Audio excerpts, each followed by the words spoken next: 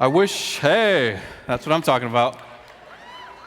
I wish I could say that I was in seminaries working on my master's, or I wish I could tell you guys that I was on a foreign missions trip doing something amazing. But unfortunately, I'm going to have to tell you guys that I spent 12 years in prison. You would have never guessed that when you looked at me, right? You're like, that dude is a doctor. He's a scientist. I spent 12 years in some of America's most dangerous, most violent prisons that America has to offer.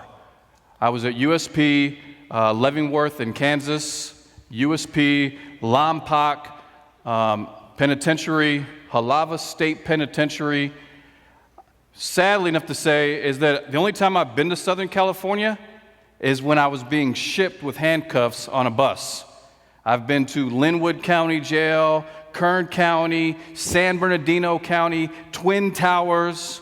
That was my tour of your beautiful LA area. So I always didn't get the best picture. But before I go in and tell you about my prison experience, I'd like to share with you a little bit of what kind of led up to that door. I was raised in a house that was full of violence.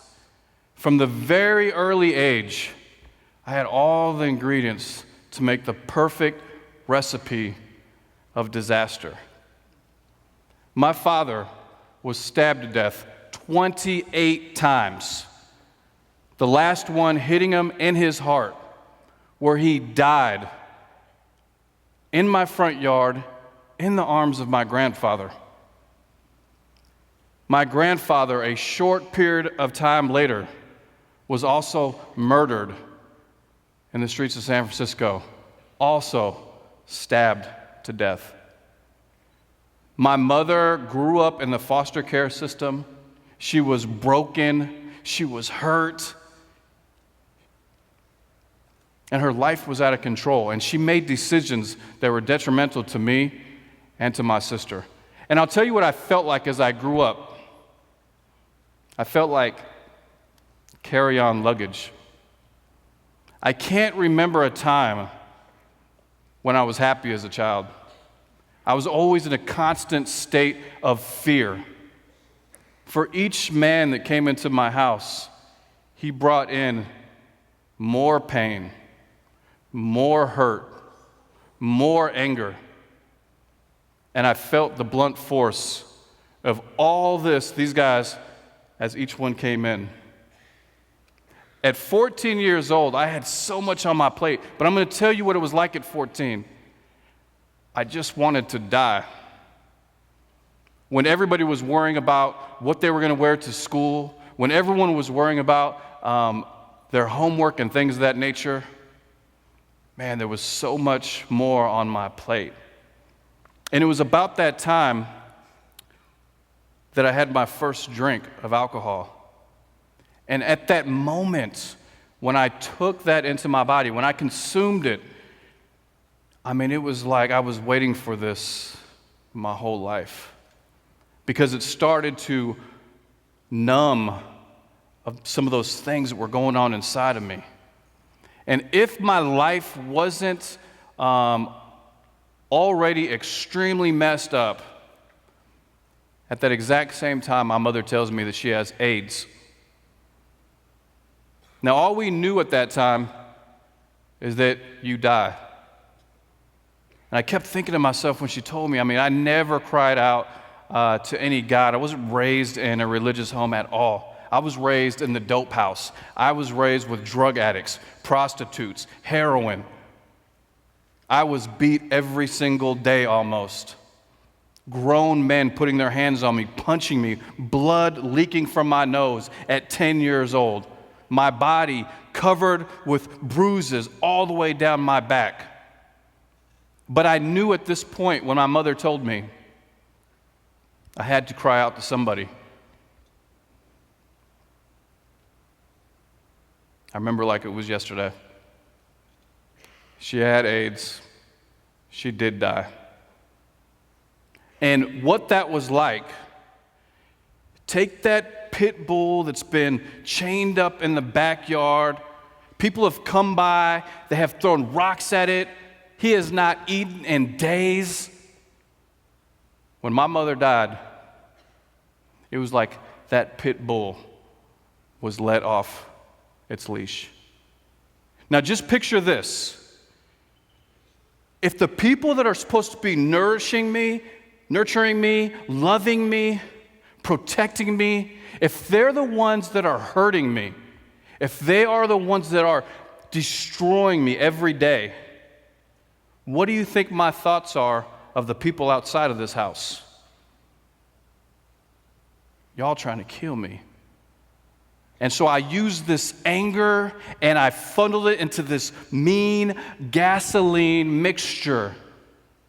And I used it as justification of what I did on the streets. My friends thought I was crazy because I was willing to do stuff that most people, even in the hood, aren't willing to do. I ran these streets doing everything I could do. And I'm going to put up this first picture and show you guys. Did you see that one? I'm about 22 years old, sitting with over $100,000.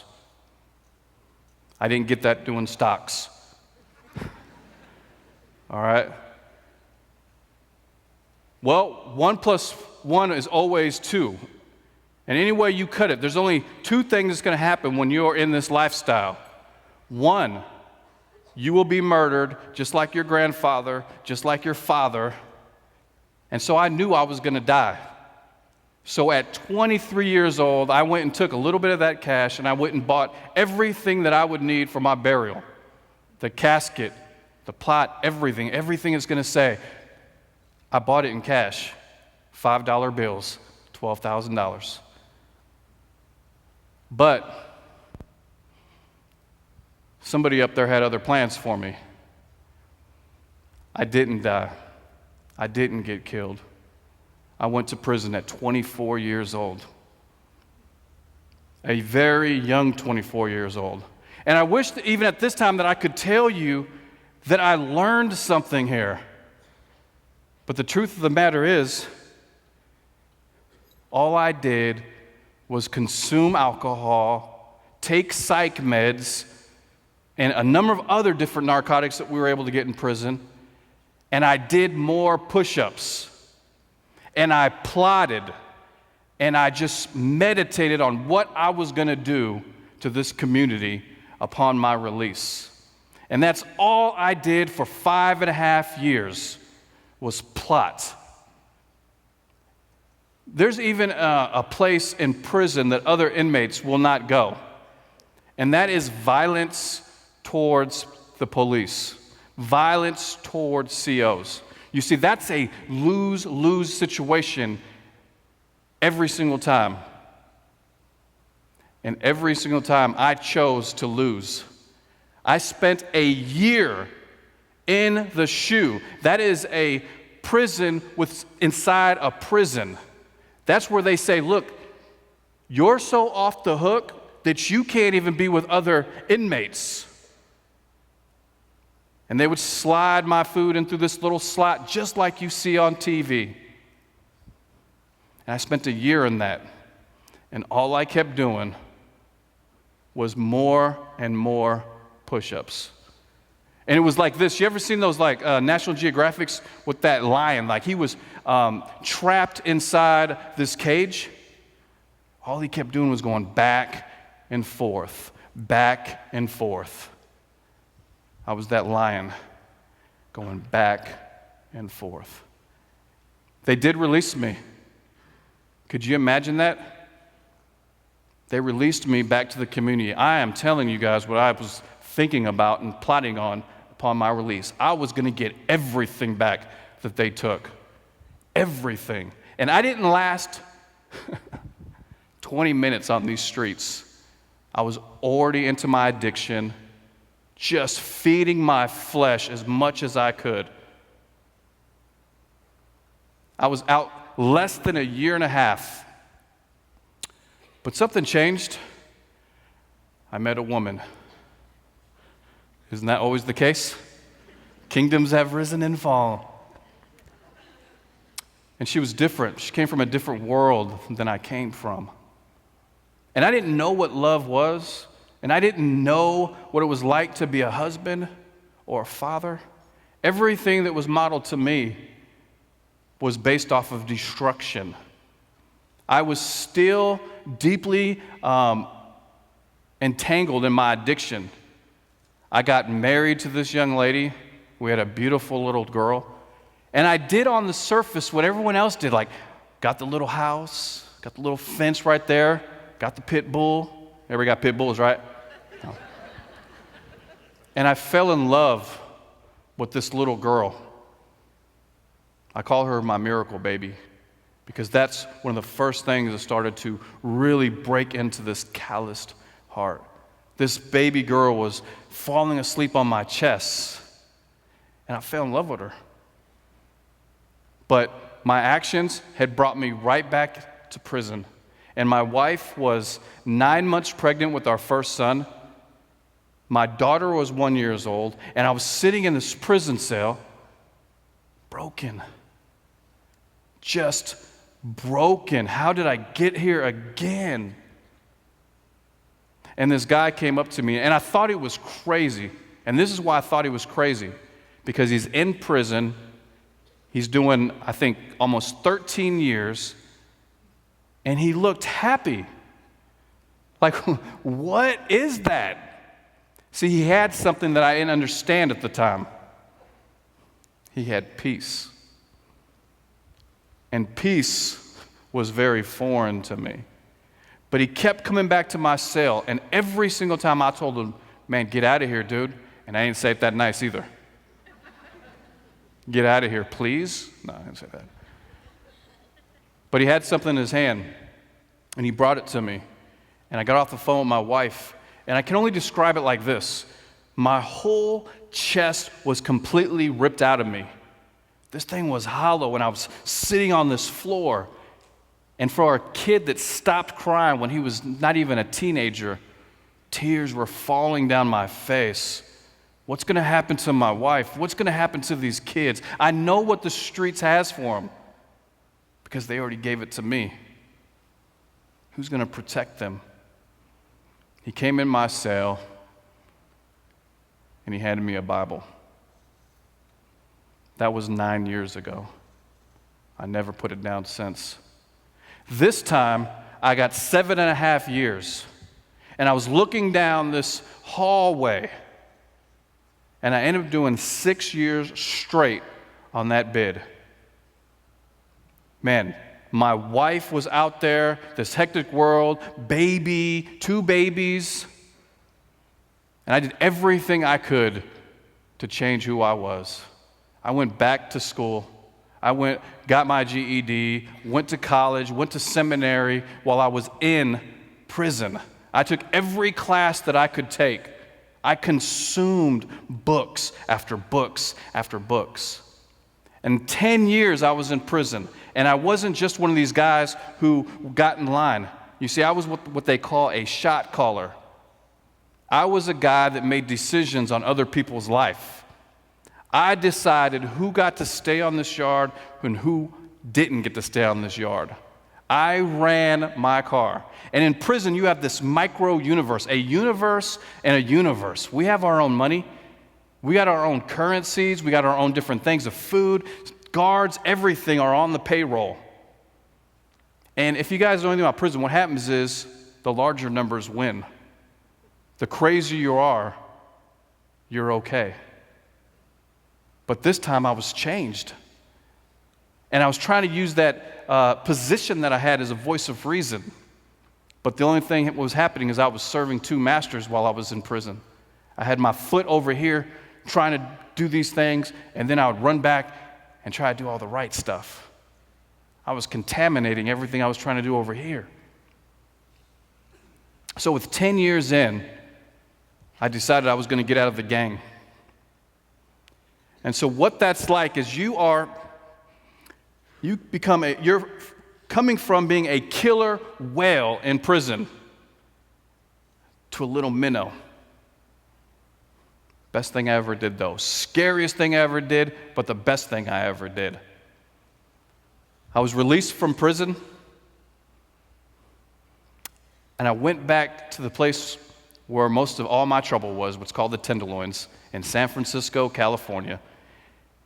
It is the lost of the lost, the broken of the broken, drug addiction, prostitution, everything. The devil's playground. My wife lived 2 hours away from me. Now look at me. Who's hiring me? I have no resume. I was trying to cover up these tattoos on my face with makeup.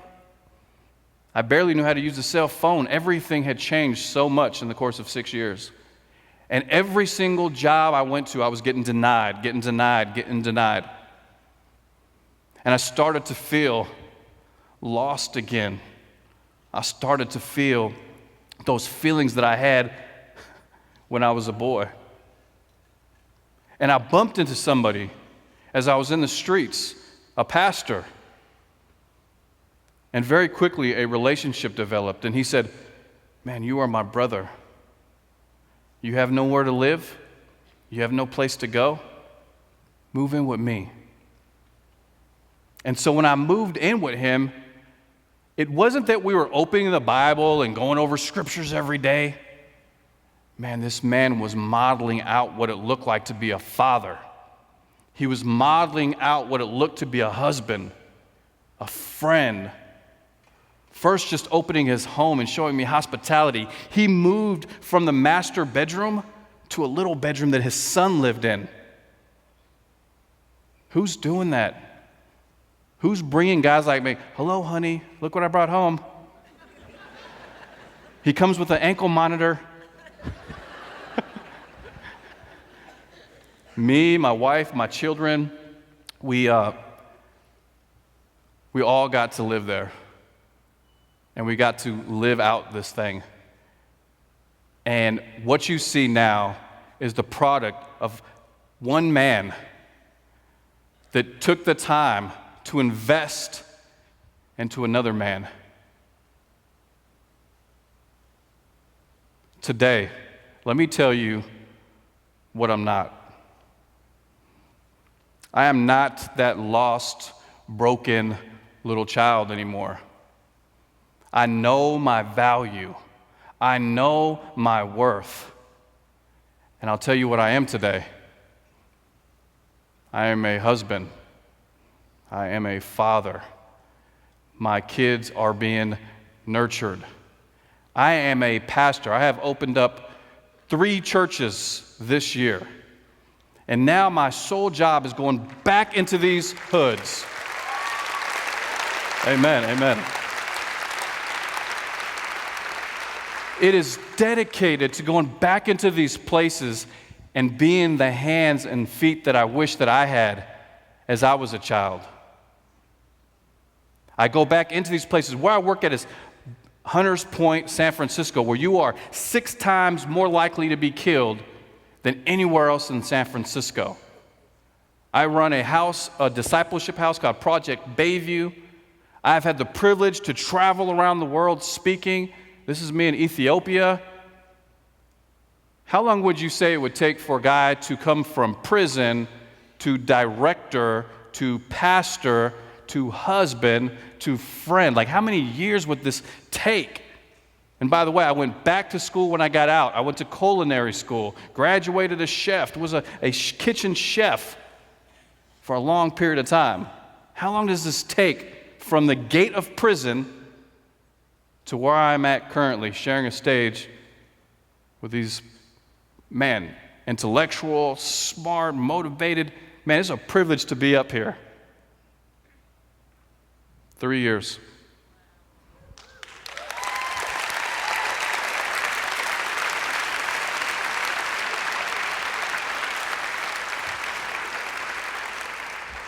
What am I doing with Condoleezza Rice? Like, does this even like... She thanked me for the message I gave at her church. She came up to meet me.